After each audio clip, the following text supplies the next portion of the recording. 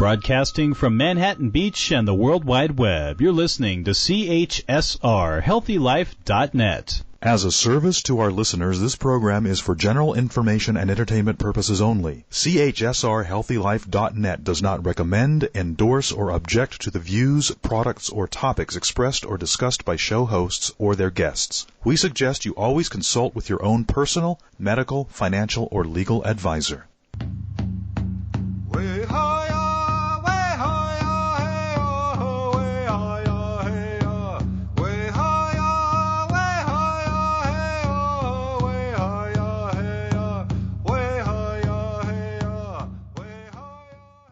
Greetings, or may I say Bojo and Potawatomi, to those joining us for today's Indigenous Perspective Show.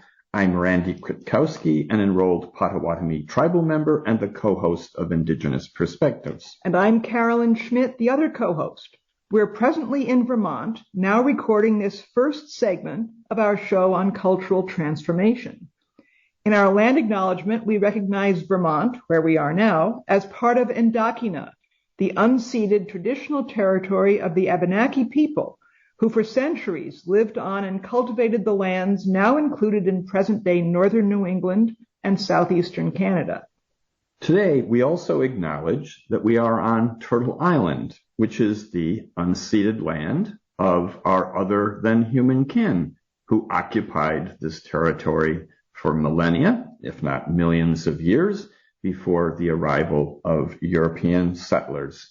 We benefit from their good stewardship of these lands before all of the settlers, both my Indigenous ancestors and Europeans, arrived. During this show, we will be traveling across the international border between the United States and Canada and taking you along. Today's show builds on the discussions of cultural appropriation and cultural appreciation in our previous two shows. The goal is to discuss how both Indigenous and non-Indigenous people today can participate and share in the processes of cultural transformation as we, each in our own way, seek a new and more sustainable and equitable way of life. So this really raises the question of exactly what cultural transformation looks like. And as Carolyn just mentioned, it is different for Indigenous people and for people of European settler descent. At the same time, both of us, mainstream and Indigenous, are in the same dilemma and challenge here in the 21st century, trying to figure out how to revive parts of our cultures, recreate parts of our cultures, and most importantly, invent something new that is going to allow us to survive and thrive in the 21st century. So what this program is really about is how we can work together, mainstream people and Indigenous people, to engage mutually in a supportive way in this recreation and transformative process. And I'd add one of the many challenges in this whole vision of the process is for each people, especially peoples in the minority, like the Indigenous peoples, to be able to maintain their sense of their core traditions and not to feel they're going to lose everything. So that's an important dimension of this interaction. One of the problems we're dealing with, or one of the challenges we're dealing with, is that there is a prevailing notion that there is really one model of cultural transformation. And that model is that the transformation is limited to assimilation, diminution, and eventual erasure of Indigenous and other unique minority cultures. This assumption, incredibly problematic, lies at the root of many misunderstandings and many of the tensions and hostilities that sometimes exist between mainstream and Indigenous peoples. Yeah. I'd just like to add here also that when we look at the problems of cultural appropriation, usually the sense is that with cultural appropriation, people from the dominant society are taking, transforming, cheapening, and monetizing the cultural, intellectual, artistic, collective properties of the Indigenous cultures. So we obviously need to make sure that that gets avoided and we work on respectful, mutual ways to do these interactions. We're bringing a somewhat unique perspective to this whole issue because Carolyn and I have benefited from living part-time in Canada, in Montreal, named Muniyang and my traditional Anishinaabe language, as well as living in Vermont. This multicultural experience is teaching us that there are cultural alternatives to the prevailing notion of cultural assimilation found in the United States. We began today's program on the U.S. side of the border, where historically the melting pot is both the dominant cultural notion and, indeed, public policy. For centuries, those who were not English-speaking peoples and did not have membership and participation in American society came to these shores being greeted with the expectation that they would shed previous ethnic identities and become American, as the phrase was in the 19th century, 20th century. This policy was inflicted on Native Americans through the infamous Indian residential schools. But the melting pot as a goal has been inflicted on every group of immigrants who have arrived on these shores after English-speaking colonizers arrived and established what the rules of inclusion are. Yeah, and obviously rules of inclusion imply rules of exclusion. Okay. On the other hand, Quebec province, where Montreal is by far the largest city, is a francophone province that hosts a bilingual French and English society. And more than that, Quebec has become profoundly multi-ethnic. It celebrates a spirit of cultural diversity that is best described with the metaphor of a salad bowl. This isn't mine. It's been around for quite some time and discussing Canada, where distinct flavors and colors are preserved within a common space. In other words, a salad bowl keeps the distinct individual contributions identifiable and intact, rather than reducing them to some underlying bland commonality, as in a melting pot. So later on today, we'll be driving up to the Canadian border, and we will be greeted by a Canadian border guard who will first address us in French and then English, and they are always ready to interrogate us in whichever of the two languages we prefer to use. However, before we encounter the humans who monitor this settler-imposed boundary, chances are we'll be greeted as usual by raptors, hawks, or eagles who frequently circle overhead and remind us that they freely crisscross an artificial boundary line without passports. They inspire us to seek avenues to reduce political, social, and cultural boundaries that separate us, create fear and anxiety, and impede our ability to participate and enjoy other cultural traditions. And last weekend, we attended an outdoor book fair on the shores of Lac Saint-Louis in southern Montreal. These were offerings available from a variety of independent book publishers specializing in children's and young adult literature. And this salad bowl theme was everywhere in the uniqueness, variety, and comfort level of all the different publishers and their books. For example, one publisher, Racine Roots, offers some children's books in French and some in English. One title is Movers, Shakers, History Makers, the Canadian Black History Book of Rhymes. And about each person, they have a rhyme about him or her. Another publisher had books and online resources and videos produced by and for the deaf community. The publisher is based in Ontario, which is mainly English-speaking, and they're reaching out to connect with other French-speaking deaf communities in Quebec and Ontario, producing more French language-based materials. We learned that there are different versions of sign language depending on one's cultural spoken language. There's American Sign Language, just one of them. There are also Indigenous sign languages. And then there was the Hananorak booth. Hananorak is an independent publishing house based in Wendake, where the Huron-Wendat Indigenous people have a reserve. It's a very small reserve. It's in the area around Quebec City, and it's obviously a hub for creativity and contributions. Many of these books are compilations of stories, biographies, and or interviews that showcase contributions from a variety of Indigenous First Nations people from Quebec and also surrounding Canadian provinces. Materials in many of these books are printed in 3 languages: French, English, and the native language of the narrator of that particular story. So the powerful underlying message is of meaning and beauty in diversity. One doesn't have to push out any of the others. And on the theme of cultural transformation as a dynamic and ongoing process, the stories from the Wendat tradition in these books are only in French and English. And in each case, when there's a Wendat story, there's a note that says, quote, "Through community efforts after a long dormancy, the Wendat language is slowly coming back to life, though unfortunately not quickly enough for us to include it in here."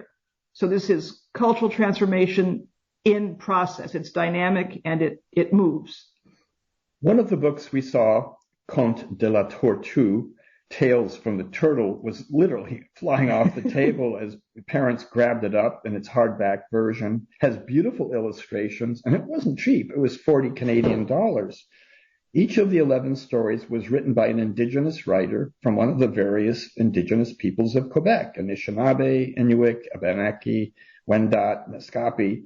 And the reader gets to see how that group's written language, except for the Wendat, actually looks.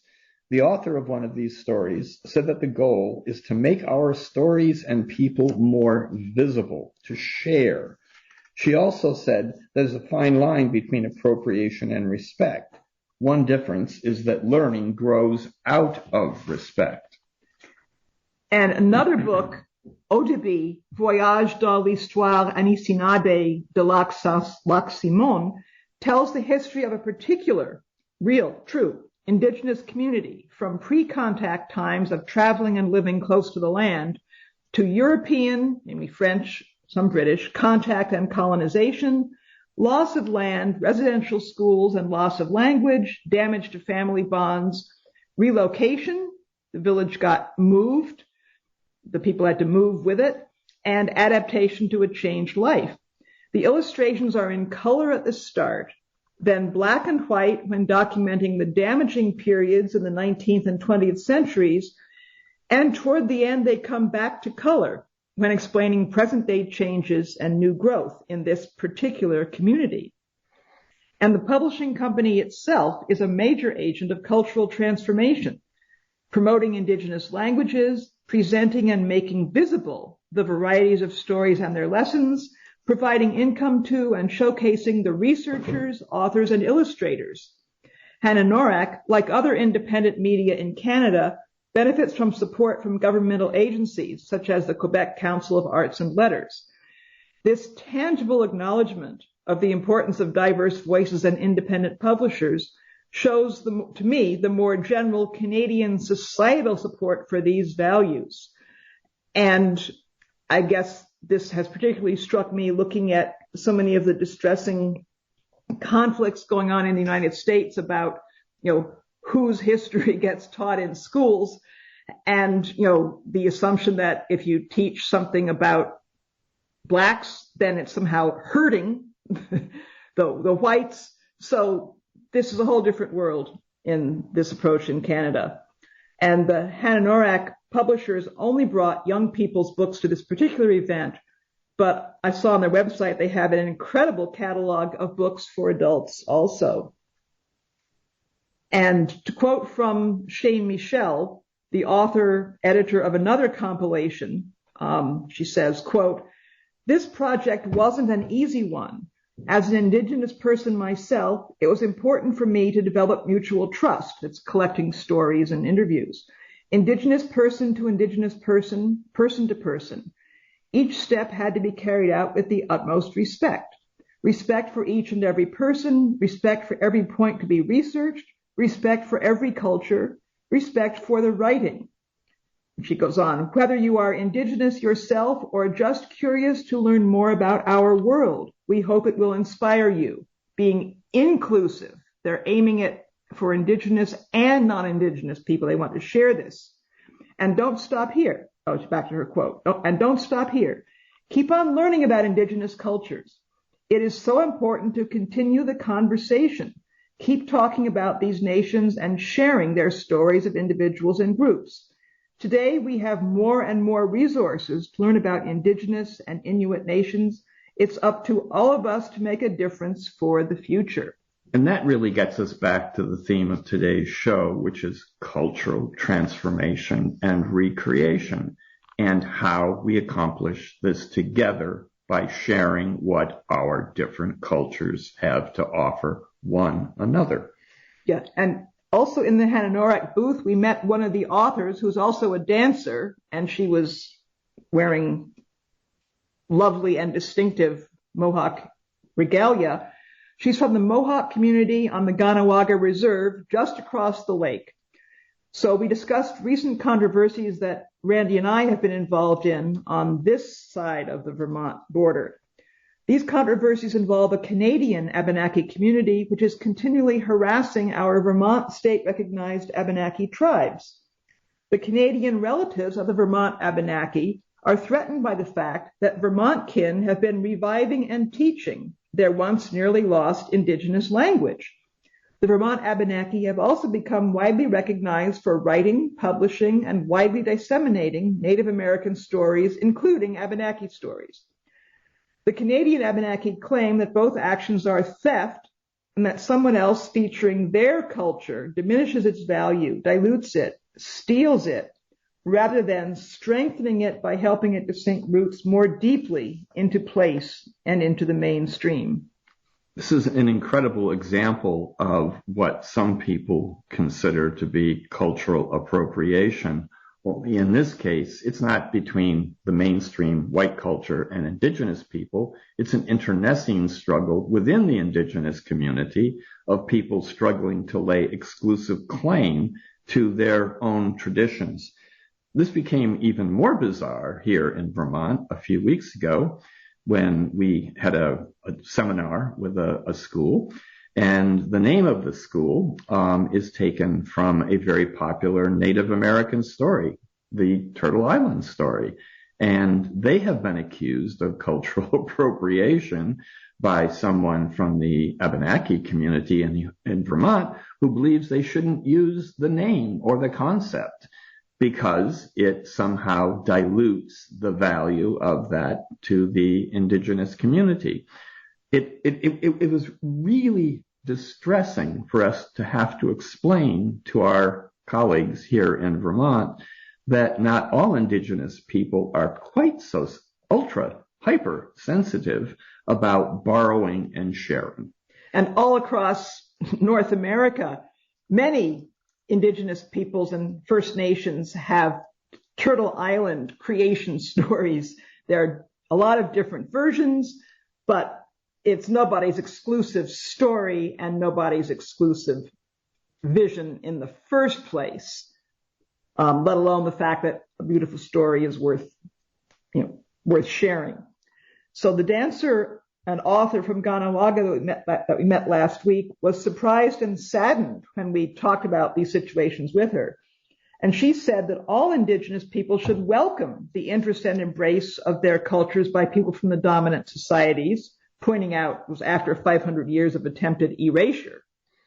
So that is the theme of today's program, that we must learn to share, and we are not diminished in what we hold by sharing it.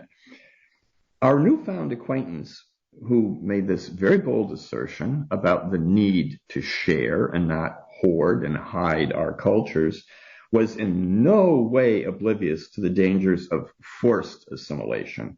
It turned out, and I was really knocked over when she shared her family history, which involved a grandfather who attended the infamous Carlisle Indian Residential School, the very same school, and at the very same time that my grandfather was there. It was a really wonderful, confirming reality check that people can go through this kind of traumatic cultural assimilation experience and come out the other side a generation or two later wanting to share. When I told her about my grandfather's inability to discuss the experience at school and how I gained insights into that by seeing a play in Montreal called Children of God, the new colleague that we met explained that she too had learned about her grandfather's experience by attending the same play. Then she added, "We must move on and let go of the pain and anger over the past." That was a theme of our podcast 9 and 10 on truth and healing applied to the residential schools in the US and Canada and Aboriginal experiences in Australia. Our new colleague was further expanding upon the notion that we must keep the pride. You can't live in your anger. We're taking a stand and trying to continue, decide where we must go from here. And the we was a collective we, not just an Indigenous community, but the mainstream and Indigenous peoples working together toward transformation. So now Randy and I are about to head north, back to Mooniyang, Montreal, to attend the Green Corn Festival on the Ganawagga Reserve. We'll see how the present-day Mohawk community has revived this traditional celebration and how they are sharing it with non-Indigenous visitors. Stay tuned for our next segment.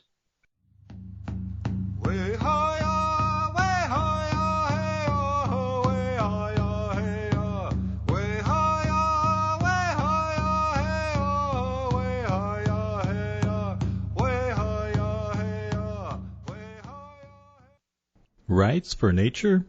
Around the globe, Indigenous communities, governments, and environmental groups are realizing that human rights aren't enough to protect the planet. They're passing laws that recognize rivers, forests, and mountains as having rights of their own, rights that include the right of those ecosystems to exist and flourish. These actions are beginning to make a real difference. Find out more about this work by visiting the Center for Democratic and Environmental Rights webpage at centerforenvironmentalrights.org.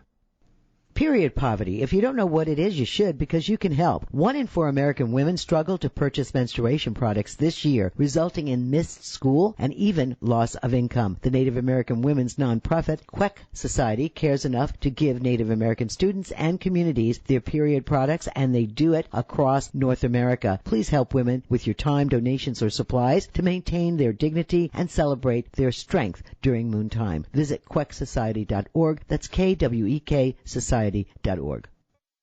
Listen up. The source for information and inspirational items about the struggle and wisdom of Indigenous people is the Syracuse Cultural Workers. They are committed to peace, sustainability, social justice, feminism, and multiculturalism, and they create beautiful visual materials like calendars, t-shirts, cards, and more, including their greetings and thanks to the natural world accordion poster that offers daily grounding for our relationship to the earth and its many fellow beings. Get so many wonderful items. Go there now. SyracuseCulturalWorkers.com.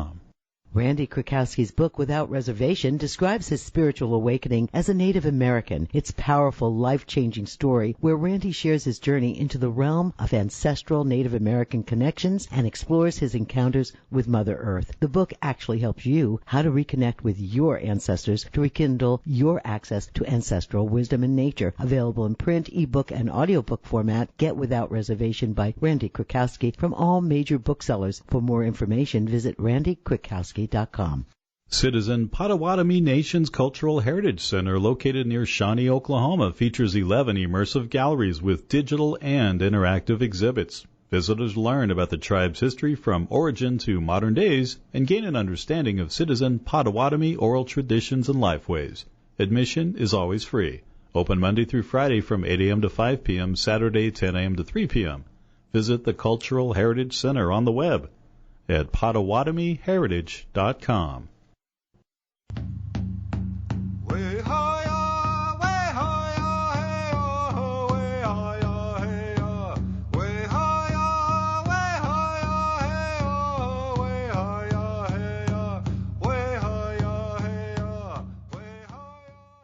Welcome back to Indigenous Perspectives, and we're speaking to you now from Montreal. And we acknowledge that this is the land that has traditionally been the territory of the Anishinaabe, the Mohawks, the Haudenosaunee, and a number of other indigenous groups, because it's been a large meeting place for centuries.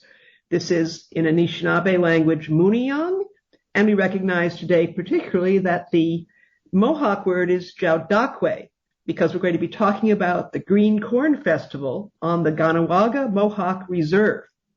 This is located on the shore of the St. Lawrence River, just south of Montreal. And the Green Corn Festival is a traditional seasonal celebration of the growth of the corn. You're showing your appreciation for the fact that the corn is growing well, and you're anticipating the harvest, which will be another festival, in October. So the people on the Ganawaga Reserve revived 8 years ago the Green Corn Festival, originally sort of an initiative of the tourism bureaus of Ganawaga and a large non-Indigenous city across the lake, Chateauguay. The idea was that if they worked together, they'd increase tourism and interest in the Ganawaga events and culture and people. So now it has morphed into something rather different, something that we did not expect, and something much better, actually, than we had expected. So we arrived there Saturday, walked across a field, and what did we see first? Well, the first thing that greets you is some very friendly people, first of all, who walk up and welcome you. And secondly, a table full of wonderful food, a giant food basket with corn and tomatoes and squash. And it's an example of what the food sovereignty people are doing at Ganawaga, which is producing food and then, very interestingly, sharing it, literally distributing it, giving it away at what outsiders might think is a roadside vegetable and fruit stand. But it's not being sold. It's there for the offering, for sharing, for anyone who needs it to come and take what they want. And apropos of our previous segment's discussion, what we're trying to investigate and document here is that Indigenous people very often find that sharing, giving away, is mutually beneficial and mutually enjoyable. It's not losing something. Carolyn mentioned that this festival began 8 years ago as a cooperative project between the neighboring city of Chateauguay and Ganawaga, and the idea was to share information and to share cultures, believing that both cultures would benefit, which is really the theme of this show. What was remarkable about the sharing of the food is that there were prepared foods and there were displays of how to make the food, and this just incredible openness and desire to bring outsiders into the process and see how it's done. And I double checked with a number of people, and a key point that everyone made was all the food was grown on their own reserve. Now, this is a place that's a lot of people, and there are 8,000 people altogether live on a territory that's just 19 square miles. They don't have much farmland. So this is where people have literally been doing backyard and finding places that they can grow their own food on what would seem like a small scale, but with a tremendously impressive impact and growth. And the variety of traditional foods, they're growing heritage foods, different kinds of corn, different kinds of the Ganawaga green beans. So this certainly is a revival and a renewal of traditional foods in a modern day context. And it's a cultural rebirth and a cultural transformation, but really at its base, it's a physical effort to bring health back to the community, because on both sides of the U.S.-Canadian border for decades, people on the reserves didn't produce their own food very much. They were given food, very often surplus food, by the government, and it was very unhealthy. So, we have on our territories, our Indigenous territories, very high levels of diabetes, for example. So food sovereignty is a cultural transformation and rediscovering and recreating a healthy diet in order to improve not just the physical well-being, but the spiritual well-being of the people on the reserve, or in the United States, it would be the reservation. And another dimension, though, I remember talking to one of the community members in Ganawaga before COVID, and her dream had been to work on some kind of food sovereignty and, healthy foods initiative. And now, a number of years later, she's doing it, and they're doing it as a group. They have a food sovereignty action team. It's part of the Ganawaga Collective Impact, which is a sort of an umbrella organization that's been created with volunteers or as paid people from the community, and also with government support from outside. So it's got a lot of themes going on here to make this work. One of the producers of the food in the basket struck up a conversation with me. He had just had a conversation with one of his colleagues, and he said, we're standing here thinking we're a lot like those mycelium networks in the forest that share information with one another to one another's mutual benefit, but also through the same network share nutrients. And I thought that was the perfect metaphor for what we saw, and a perfect organic metaphor for what's happening there. Oh, and speaking of organic, one thing that really impressed me, knowing the problems that people in Vermont have had with getting meaningful composting programs up and working really adequately, is that they have a community-based composting project which dovetails with the gardening. So the people who contribute their food waste to be composted can return when the compost is ready, and they get that to use in their own gardens. So that's not only a reward for their composting, but it's a real incentive to do a good job and keep the compost clean. So this is a really key point in making something work as opposed to just being a nice theory. There's a critical ingredient in this success story of cultural transformation.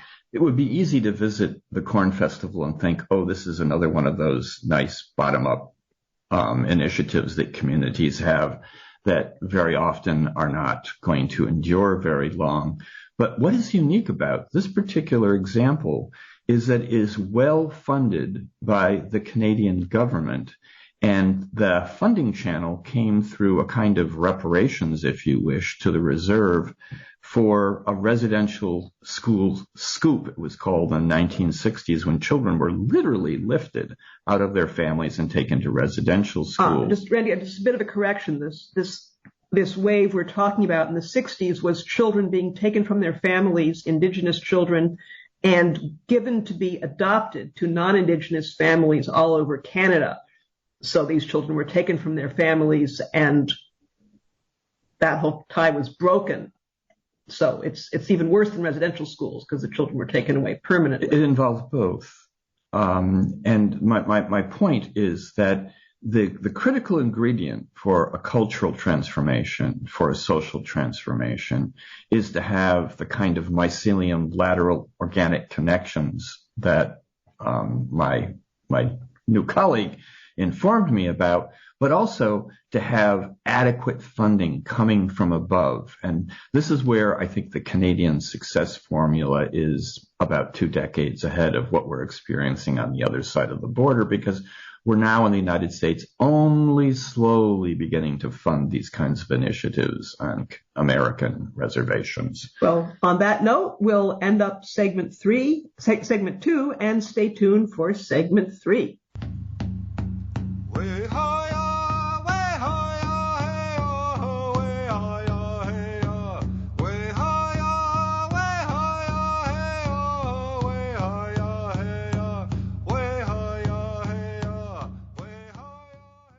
Rights for nature? Around the globe, indigenous communities, governments, and environmental groups are realizing that human rights aren't enough to protect the planet. They're passing laws that recognize rivers, forests, and mountains as having rights of their own, rights that include the right of those ecosystems to exist and flourish. These actions are beginning to make a real difference. Find out more about this work by visiting the Center for Democratic and Environmental Rights webpage at centerforenvironmentalrights.org. Randy Krakowski's book, Without Reservation, describes his spiritual awakening as a Native American. It's a powerful, life-changing story where Randy shares his journey into the realm of ancestral Native American connections and explores his encounters with Mother Earth. The book actually helps you how to reconnect with your ancestors to rekindle your access to ancestral wisdom and nature. Available in print, ebook, and audiobook format. Get Without Reservation by Randy Krakowski from all major booksellers. For more information, visit randykrakowski.com. Located near Shawnee, Oklahoma, Citizen Potawatomi Nation is Potawatomi County's largest employer with a rich history and culture as a sovereign Native nation. Learn more about CPN by visiting its website, which includes information on services for members, tribal enterprises, government and constitution, the newspaper, and much more. All at Potawatomi.org. That's POTAWATOMI.org. Period poverty. If you don't know what it is, you should, because you can help. 1 in 4 American women struggle to purchase menstruation products this year, resulting in missed school and even loss of income. The Native American women's nonprofit, Queck Society, cares enough to give Native American students and communities their period products, and they do it across North America. Please help women with your time, donations, or supplies to maintain their dignity and celebrate their strength during moontime. Visit quecksociety.org. That's KWEK Society. Don't get angry. Anger is a negative emotion that suppresses your immune system that may cause health problems. Make a positive difference by working together to protect and support your family, friends, and community. Take a break from the dark side. Uplifting and enlightening. Listen to the positive side of podcasts. hrnradio.com.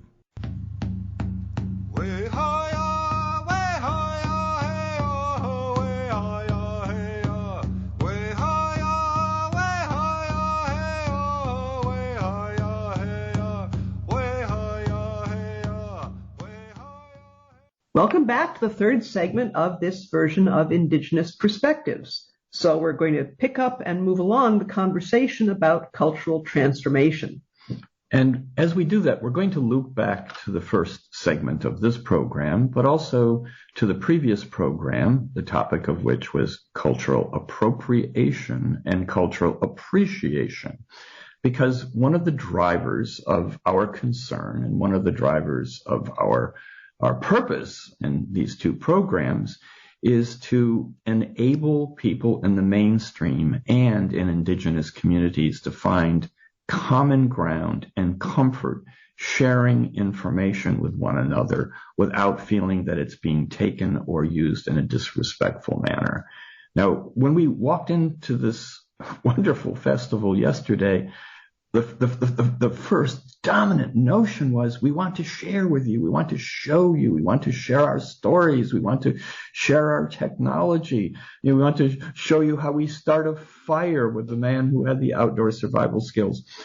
So the question is, why is it that some people on one side of one border default to we all win by sharing, and we're a little bit behind on the U.S. side of the border? And I think it has to do, as we suggested earlier in our programs, with the dominant societal notion of rejoicing in differences and not feeling threatened by people who are different and who want to learn and sometimes practice and borrow our teachings. That's the great takeaway we just keep discovering up here, whether it was the book fair last week or the corn festival yesterday. Yeah, that's a good point, Randy. And I think one of the points that the wilderness survival teacher made was that, he was really interested in teaching anyone who wanted to learn about these various techniques to, again, start fires or to how to walk quietly in the woods so as not to disturb the animals.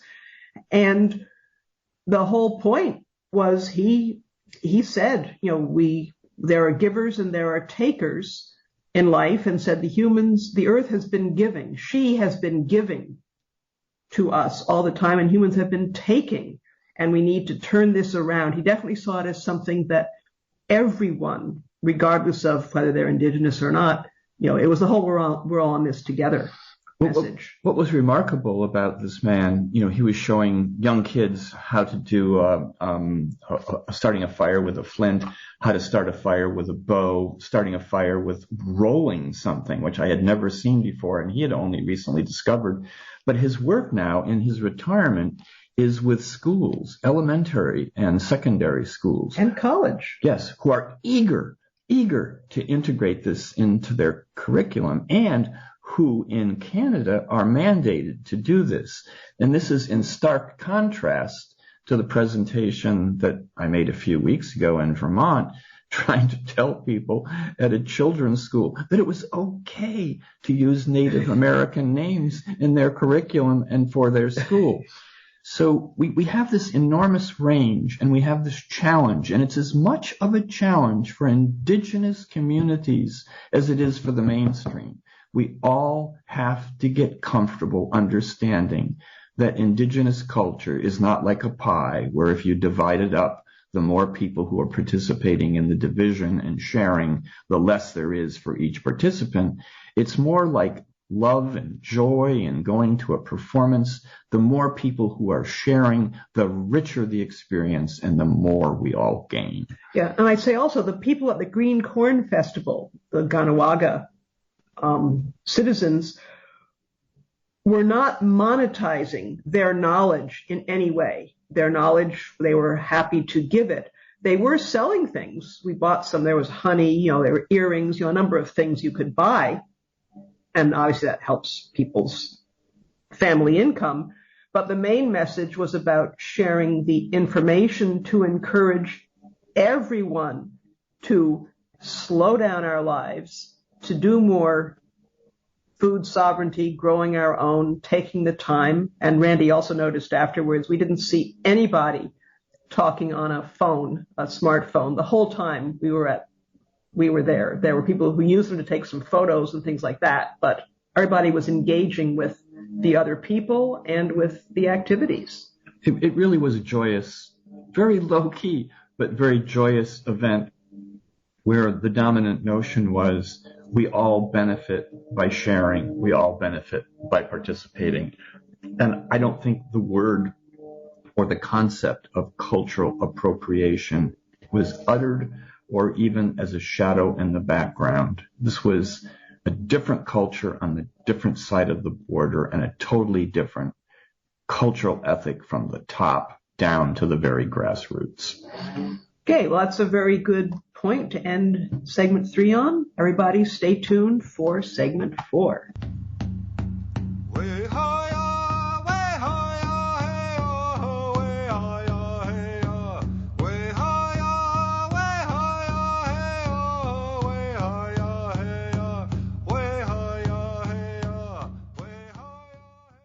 Rights for nature? Around the globe, Indigenous communities, governments, and environmental groups are realizing that human rights aren't enough to protect the planet. They're passing laws that recognize rivers, forests, and mountains as having rights of their own, rights that include the right of those ecosystems to exist and flourish. These actions are beginning to make a real difference. Find out more about this work by visiting the Center for Democratic and Environmental Rights webpage at centerforenvironmentalrights.org. Period poverty. If you don't know what it is, you should, because you can help. 1 in 4 American women struggle to purchase menstruation products this year, resulting in missed school and even loss of income. The Native American women's nonprofit, Queck Society, cares enough to give Native American students and communities their period products, and they do it across North America. Please help women with your time, donations, or supplies to maintain their dignity and celebrate their strength during moon time. Visit quecksociety.org. That's KWEK Society.org. Listen up. The source for information and inspirational items about the struggle and wisdom of Indigenous people is the Syracuse Cultural Workers. They are committed to peace, sustainability, social justice, feminism, and multiculturalism, and they create beautiful visual materials like calendars, t-shirts, cards, and more, including their greetings and thanks to the natural world accordion poster that offers daily grounding for our relationship to the earth and its many fellow beings. Get so many wonderful items. Go there now. SyracuseCulturalWorkers.com. Randy Krakowski's book, Without Reservation, describes his spiritual awakening as a Native American. It's a powerful, life-changing story where Randy shares his journey into the realm of ancestral Native American connections and explores his encounters with Mother Earth. The book actually helps you how to reconnect with your ancestors to rekindle your access to ancestral wisdom and nature. Available in print, ebook, and audiobook format. Get Without Reservation by Randy Krakowski from all major booksellers. For more information, visit randykrakowski.com. Citizen Potawatomi Nation's Cultural Heritage Center, located near Shawnee, Oklahoma, features 11 immersive galleries with digital and interactive exhibits. Visitors learn about the tribe's history from origin to modern days and gain an understanding of Citizen Potawatomi oral traditions and lifeways. Admission is always free. Open Monday through Friday from 8 a.m. to 5 p.m., Saturday 10 a.m. to 3 p.m. Visit the Cultural Heritage Center on the web at PotawatomiHeritage.com. Where positive people and radio unite. HealthyLife.net.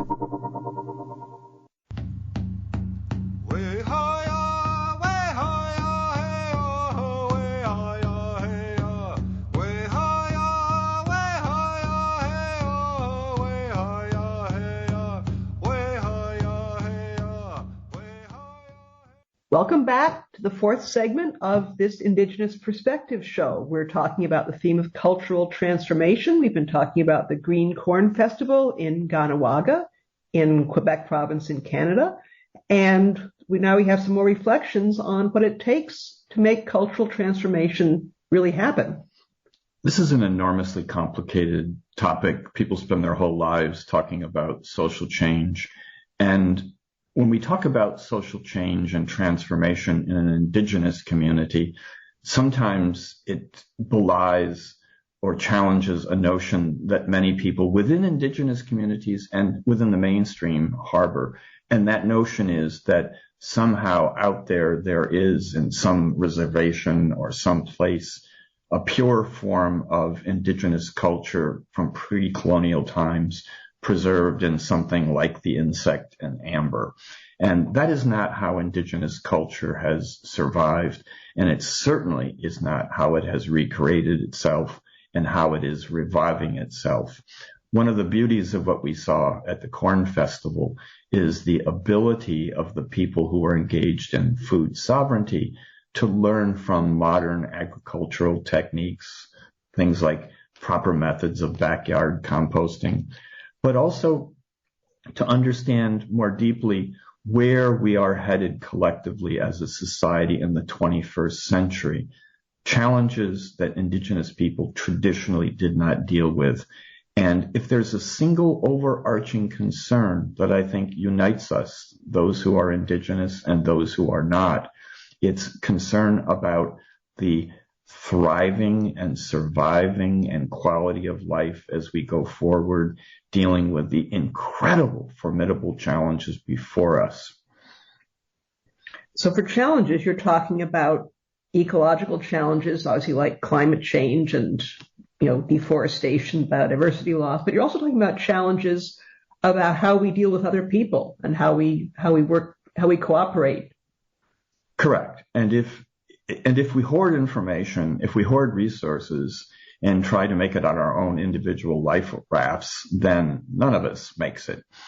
One of the examples that we dealt with recently back on the other side of the border in Vermont a couple of weeks ago was dealing with the flood victims that Vermont, made national news about. We had horrendous floods. Our capital, was the main street was flooded out, and people immediately began to ask the question about how do we transform? How do we recreate what was here, or do we recreate what was here? So we held a community meeting, and the purpose of the community meeting was to share a bit of a challenging perspective on recreating what was in Vermont. And we asked the question, do you just build back again like you did before and put the river back in the channel that it didn't want to stay in? Or do you begin to think like Indigenous people and begin to respect nature and try not to dominate it, but to work with it? And that, I think, is where we, Indigenous people, have something to teach people in the mainstream, how to be respectful and how to be humble. That's what I loved about the Corn Festival yesterday. It had very, very humble beginnings and humble roots, an incredibly practical approach to transforming and reviving a culture. Well, I think an important point also is after any kind of damage or when you perceive a problem, there's a real sense of urgency, at least that I feel, and I think it's many people share. You just sort of want to rebuild or build back better or build back stronger or whatever it happens to be. But the focus tends to be on getting our lives back to where they were before. And that's the whole rebuilding part, which is totally understandable and obviously necessary to a certain extent. But the recreating involves envisioning something different.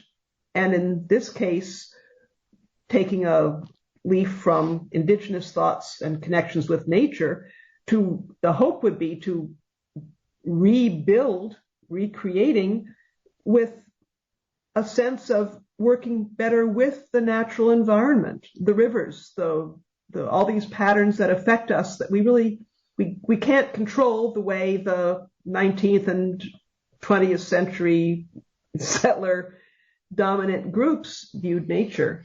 I think the thing that was startling and invigorating and hopeful about the meeting we held in Vermont was the willingness of the group that gathered to press the restart button and ask fundamental questions about who we are, who we want to be, and what our values are, and to consider the possibility that Indigenous cultures that for 400 or 500 years white society tried to erase are now being looked at as a source of inspiration. So the challenge for those of us who are in Indigenous communities is to not slam the door in the face of people who are asking and wanting to borrow from our teachings.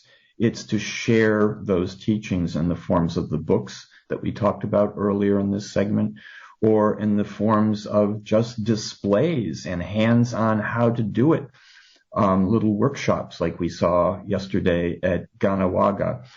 This is how cultural transformation is going to happen.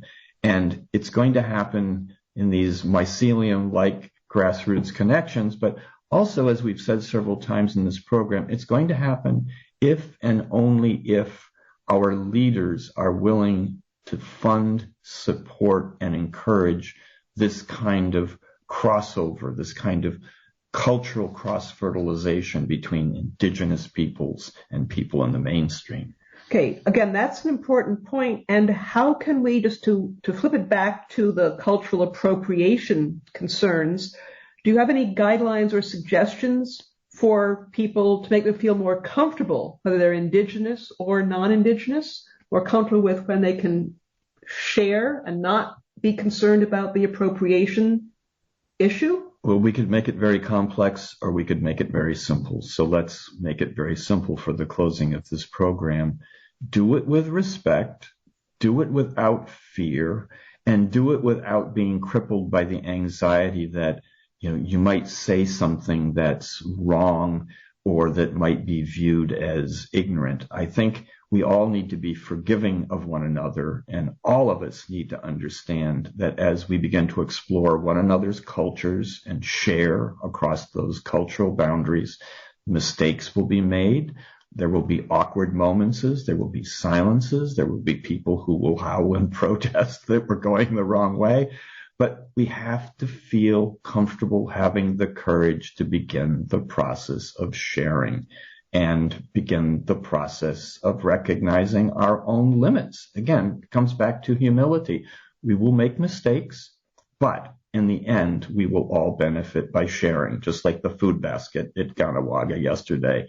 Come and take it. It's there for the offering. Somebody comes and takes too much, takes a handful. We need to let them know. No, that's not the way it's done. But we don't need to fear people come and sharing our corn. That's not who we are or who we want to be. Well, that's a great image for a recreated more sustainable and more cooperative future. Thank you, Randy. I want to say miigwech to our listeners and our readers of our transcripts.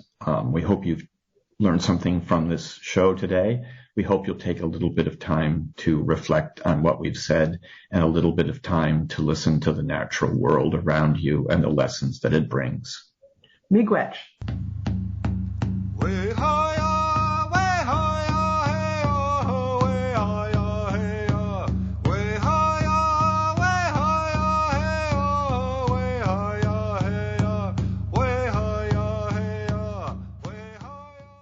Located near Shawnee, Oklahoma, Citizen Potawatomi Nation is Potawatomi County's largest employer with a rich history and culture as a sovereign Native nation. Learn more about CPN by visiting its website, which includes information on services for members, tribal enterprises, government and constitution, the newspaper, and much more.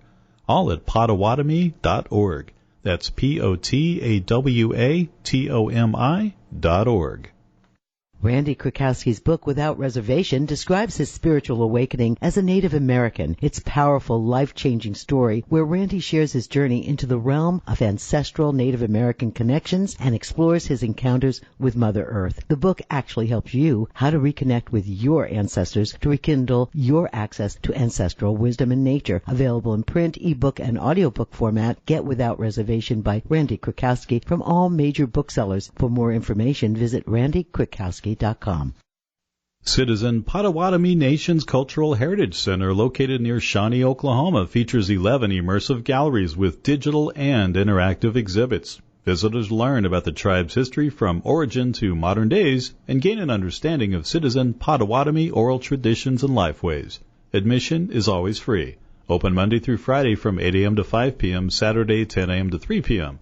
Visit the Cultural Heritage Center on the web at PotawatomiHeritage.com. Remember, help for a positive life. www.healthylife.net.